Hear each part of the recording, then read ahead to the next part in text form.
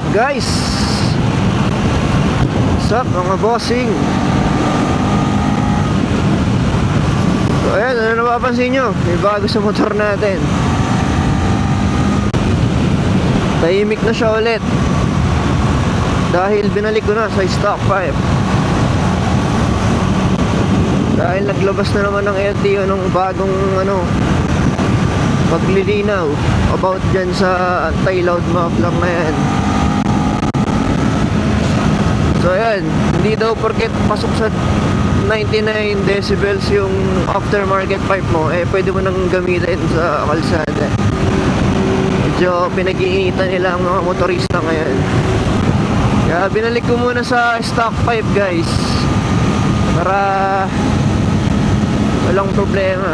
Kasi pagka daw na checkpoint ka tapos naka aftermarket ka, tapos wala ka nung certificate na nagpapatunay na pwede mong gamitin sa kalsada yung aftermarket pipe mo, kahit pasok sa 99 decibels yan, huhuliin ka pa rin. So kailangan pag na checkpoint ka tapos nakita ng aftermarket yung tambucho mo, kailangan meron ka ng certificate na road legal yung tambucho mo or safe sa kalsada gamitin. Ewan ko, dami nilang nalalaman. Nag-iinitan na naman nila ang mga motorista. Kala ko anti-noise pollution lang yung pinapatupad nila pero ngayon parang na sila anti-muffler na Parang kailangan all stock na yung motor na So kaya yan, binalik ko muna sa stock para pag nahuli tayo wala nang etche-bureche na ang daming hahanapin sa'yo. So ayan guys, topic natin ngayon, 5 things I hate about this bike. So ang number 1 na ayoko sa bike na to ay ano nga ba? Medyo mahirap isipan ng ayaw to Pero sinulat ko na kanina. So number 1, yung upuan, rider and passenger seat. Medyo pag tumatagal, masakit sa puwet. Isang araw nag-ride kami ni Ian. Ayan, yung napanood nyo, yung Kaibiyang to Batangas. Kaibiyang Tagaytay to Batangas. Ayan, medyo sumakit ang ating puwit doon. Di ko alam bakit, di ko alam kung matigas ba yung upuan or sobrang lambot ba, kaya pagtagal masakit sa puwet. Yun yung isa sa mga ayoko dito sa bike na to, masakit sa puwet. Matagal ko nang napapansin yun pag naglo-long ride ako, masakit sa puwet. Pero pagka yung mga short ride lang, okay naman yung upuan ko. Pagka lang naglo-long ride, sa ako lang nararamdaman yung sakit sa puwet.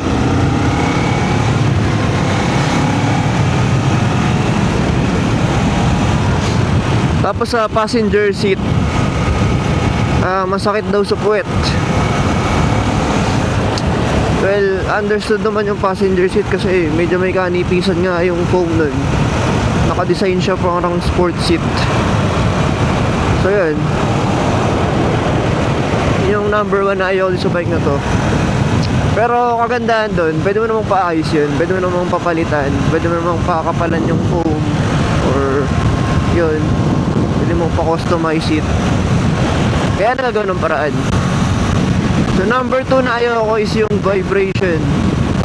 Meron siyang minimal vibration. Hindi naman sobrang ala, pero meron siyang minimal vibration. Pagka nasa high RPM, ayan, mga 6,000 RPM, medyo may vibrate siya. Pero tolerable naman siya. Lalo kung sanay ka sa mga bike na vibrate. Nagkaroon kasi ako Dominar Yun talaga, sobrang vibrate nung handlebar na. Ramdam yung vibration nun, umulti mo sa foot peg. Dito sa Z400, medyo tolerable siya. So kaya ko siyang tiisin kahit paano. Saka lang yan, sobrang minimal lang. Parang kinikiliti ng konti.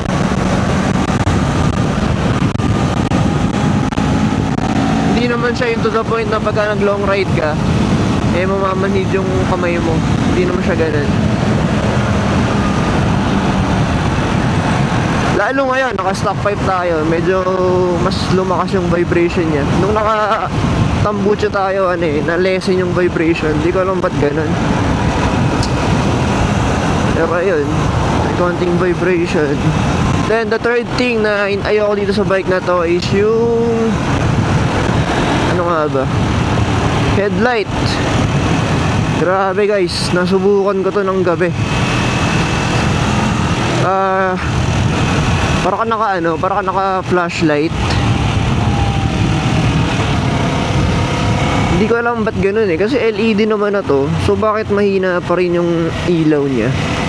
Pero yun, para sa akin kabitan nyo na lang ng auxiliary lights. Ako kasi okay na ako dun as is. Ayoko magkabit ng mga kung ano-anong wiring dito kung ano-anong mga upgrade So clean look lang siya, stock as possible. Pero tingnan natin pagka nag north loop tayo. Tingnan natin kung kakabitan ko ng ma-consider kong kabitan ng auxiliary lights. Pero sa ngayon hindi pa.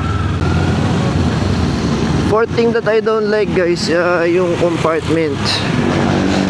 Ay grabe, sobrang liit ng compartment nito. Maliit na tool bag lang ang kasya.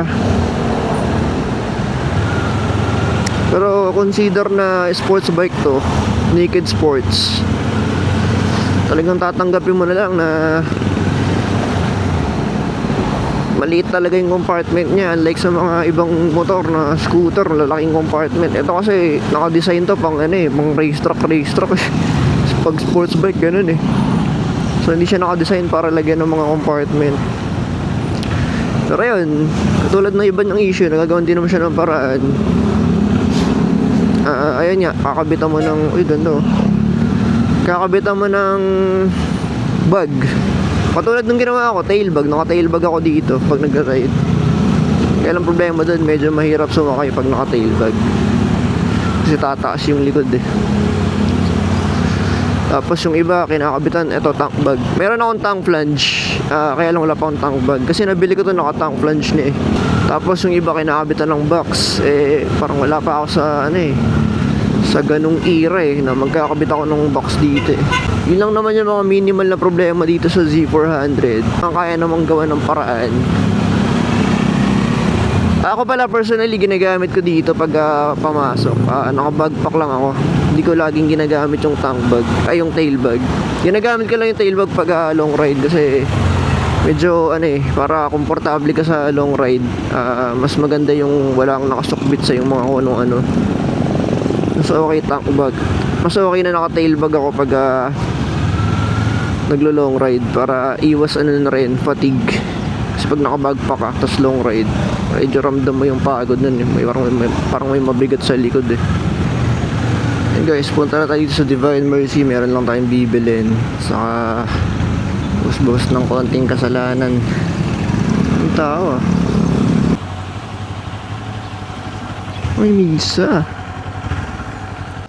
Ayun guys, tapos tayo sa agenda natin dito. Ibinili lang tayo. Yan. Ganda na ito. Laki ng simbahan na to. Makita nyo, naka-stock pipe na tayo ulit.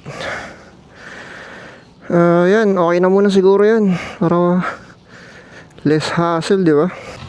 So, ayan. Stock look muna tayo. Para wala tayong problema. Ganda, malawak ng simbahan na to Dito kami lagi nagsisimba dati.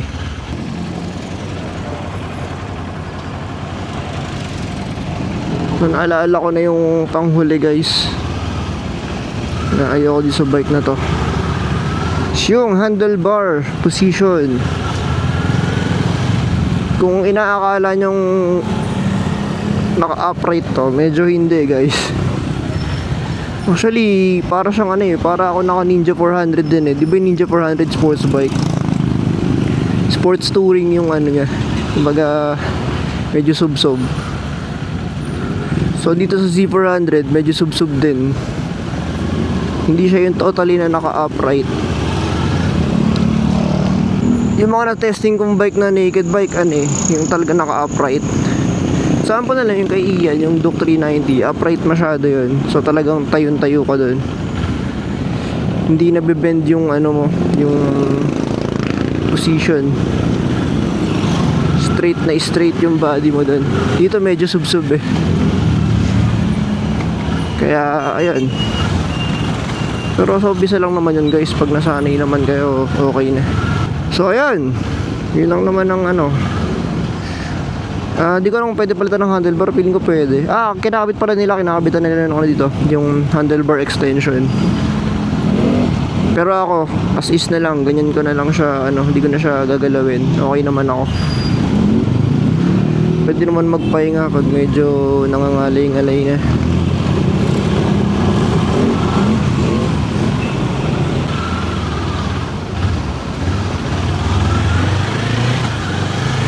Daling isingit.